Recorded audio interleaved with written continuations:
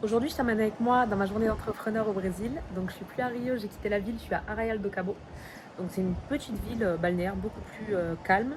Et je vais en profiter pour prendre un peu de temps pour moi, mais aussi pour travailler au calme. Je vais commencer ce matin par un coaching avec les femmes que j'accompagne. Et je suis très contente d'avoir appris que Caroline, qui a intégré la formation il y a 15 jours, a trouvé son premier client. Donc, en 15 jours, elle a rentabilisé ma formation. On va voir ensemble là pour l'aider à avancer et continuer à chercher des clients. Et je vais voir aussi les autres filles vers où elles en sont pour pouvoir les aider également à trouver des clients très rapidement. Et ensuite, je pense que j'irai travailler à la plage. Bien sûr, je ne vais pas prendre mon ordi, mais je vais prendre mon carnet de notes, mon stylo, éteindre mon téléphone et faire une séance de deep work à la plage. Donc, je vais écrire mes prochaines vidéos de modules de formation et je viendrai ici ensuite pour pouvoir les enregistrer. Et bonjour. Ça va, Caroline? Oui, ça va et toi? Ça va. Salut Natalia, ça va? Ça fait longtemps. Bonjour Kenza, bienvenue. Oui, David. bonjour, bonjour. Salut Malvina. Salut. Oui. D'ailleurs, félicitations Caroline pour ton premier client, incroyable. 15 jours top chrono, parce que Kenza, sache que Caroline, elle a intégré la formation le 12 janvier. Elle a déjà signé son premier client.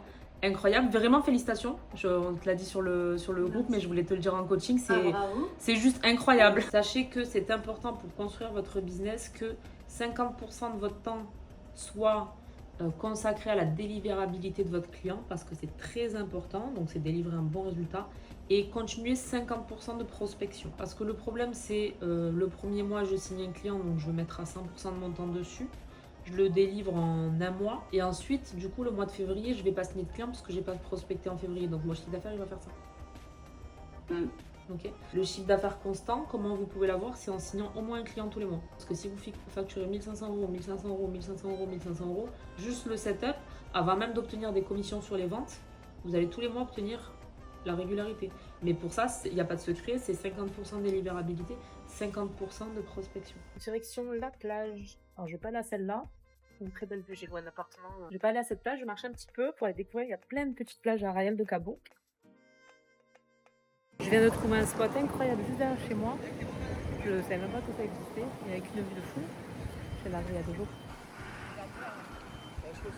J'ai encore 40 minutes à marcher pour arriver à la plage. Je vais en profiter pour répondre à la question qu'on me pose le plus souvent. Qu'est-ce que tu fais comme métier qui te permet de travailler tout en voyageant? Alors je vais t'expliquer très rapidement et puis je te mets le lien en barre d'infos de ma vidéo qui explique en détail si tu vas aller voir si ça t'intéresse. Donc très concrètement, je propose à des entreprises de leur faire de la publicité sur les réseaux sociaux, notamment Instagram. Et donc grâce à mon système qui est complètement automatisé grâce à l'intelligence artificielle, là elles sont en train de recevoir des demandes de nouveaux clients pendant que moi je vais à la plage travailler.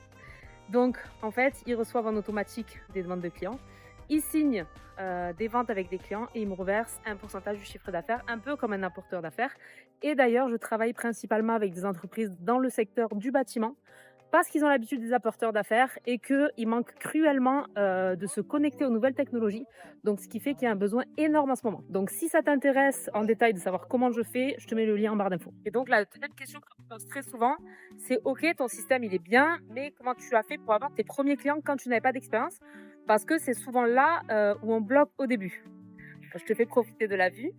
Et si ça t'intéresse, reste bien jusqu'à la fin de cette vidéo. Quand j'arrive à la plage, je t'explique tout ça. Je sais pas si vous le verrez à l'image, mais l'eau elle est bleue Caraïbe. C'est incroyable. On est mercredi, plein milieu de la semaine. Et là, je vais travailler à la plage. Donc voilà, mon bureau du jour, il va être là. Je vais écrire mes futurs modules de formation ici. Mes prochaines vidéos YouTube aussi peut-être. Ça fait bien blanc, l'eau est bien bleue. Donc, il faut que je trouve une place parce qu'il y a bien du monde. Donc, ça y est, je suis arrivée à la plage, au bureau. Et en fait, j'ai pas du tout de réseau. Point positif, j'ai mon carnet de notes, mon stylo. Je vais travailler à l'ancienne, donc ce sera une vraie session de deep work. Alors, je suis désolée pour mes clients, je suis pas joignable, mais c'est pas grave, je sauve pas de vie. Et je vais, de toute façon, c'est la fin de journée en France, donc c'est pas grave.